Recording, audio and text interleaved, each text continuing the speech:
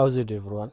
This video is going to be about the ICT's easiest entry strategy, the box setup, which can also be used to determine bias.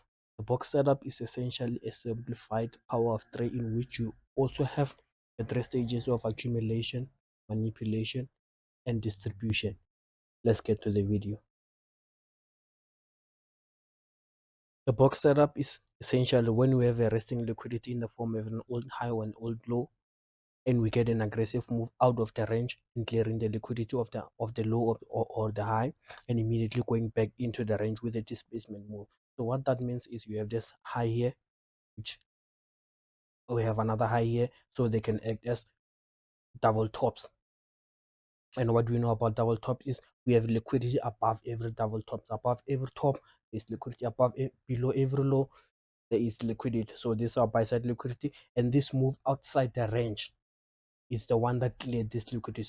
So what you want is you want the move to clear out the buy side liquidity and fall back into the range with a displacement. So this becomes your displacement high, this becomes your displacement low.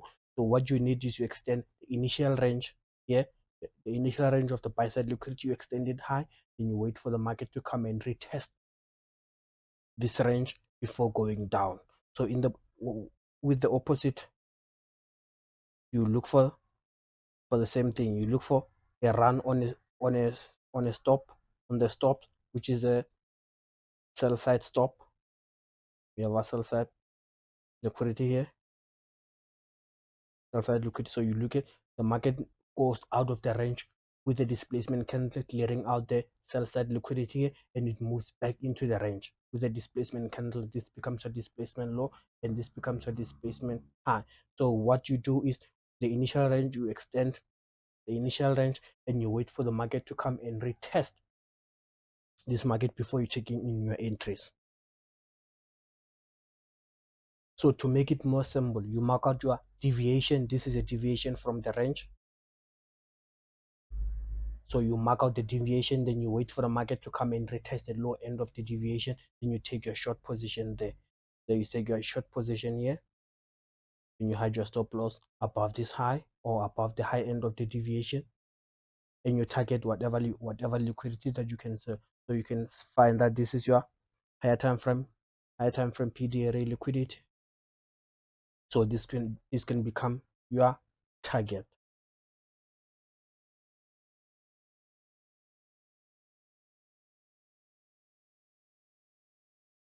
So with the buy model also, you look at your deviation away from the range. This is your deviation away from the range.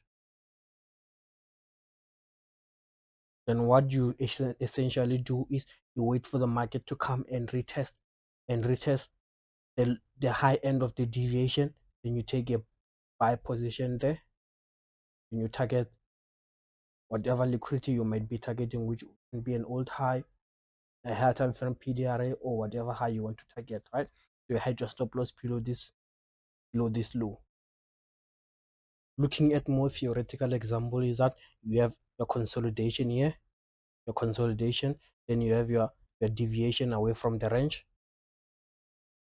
then you have a retest of this low end of the deviation, right? So the same thing here, you have a consolidation in the form of double tops or relative equal highs, then you have a deviation away from the range, then you wait for the retest of this low end deviation. The same thing here is you have this here, we have a single top. This is inducement. You have a single top liquidity, then this is a deviation away from the range. You wait for the market to retest the low end of the deviation, then sell. And with the last example here, you have some form of a head and shoulders here. Retail traders will know about it. Then you have a deviation away from the range, also known as a head, because this is the first shoulder, so this is the head.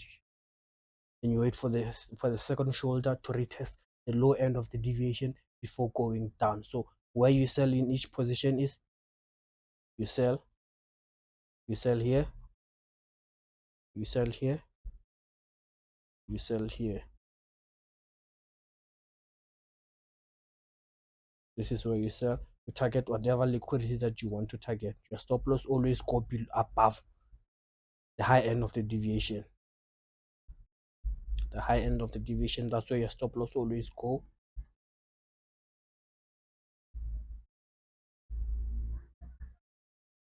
And you target whatever low you want to target. So another thing I want to emphasize is the the concept of discounting premium. I have a video about discounting premium in my channel, so you can go and check it out. So whenever you want to take an entry in order to increase your risk to reward ratio, what you want to do is you want to determine your discount and premium. So here, before you enter, you take your fee, you put it here, and here you wait for the market to go into a discounted market before you sell. So you sell in a discounted market, you buy in a premium market.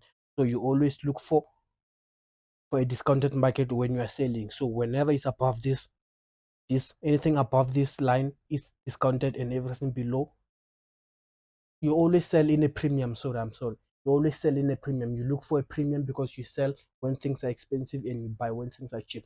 So you sell in premium and you buy in discounted. So you always look for the discount for the premium market. You sell in a premium market. You always sell in a premium market, guys. Premium sell, right? So now that you understand the theory part of the box setup, let's go to the chart and look at a few examples. Okay, guys, the first example that we're going to use is on US 100 on the 1 minute time frame. So what you have here is you have your consolidation here, your initial range here. This is your range. This is your range. Then you have a deviation out of the range. Let me not use this and use this. This is your range. You can use either the wicks or the body. Let's use the body of the candle. This is your range. Then you have a deviation out of the range here. Then what you do is you see that there are three displacement candle displacing out of this range. Then immediately the market goes back into the range. So what you do is you wait for the market, you extend this range here, the previous range here, and you wait for the market to come and retest this, and you take your buy. So what you're gonna do is you're gonna take your buy position here. You're gonna take your buy position here at the high end of the deviation. Then you hide your stop loss below the low end of the deviation. Then you target whatever high you want to target, right? Easy as that, guys. So you can look at that. Entry, exit. Your range, the movement, the deviation out of the range, then the move back into the range, then a retest of the previous range or the high end of the deviation. Then you take your position and you ride it higher. Okay, guys. For our third and final example, we're on US 30 on the 1 minute time frame. So here we have two ranges. We have our first range here. We have our first range here, which is our external range, and we have our internal range here. You can use either the body or the wicks, guys, whichever one you prefer. So what you do is you mark out the range, then you wait for the market to deviate away from the range. So this is our deviation away from the range. Even this one, we have a deviation away from, then we have a displacement move back into the range, because this is our range.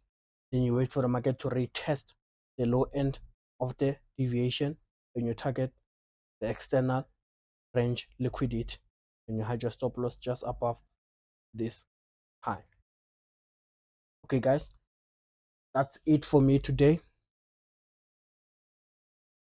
and I think that's it for me for this year. So I'll continue making videos probably next year, somewhere around the second week of January. So good luck, Merry Christmas, and Happy New Year to everyone who's seeing this on a later stage. Don't forget to subscribe, like, and comment to this video. If I get more subscribe or more views or more likes on this video, maybe I might make a video again for Christmas and for the first week of New Year. Peace out, guys.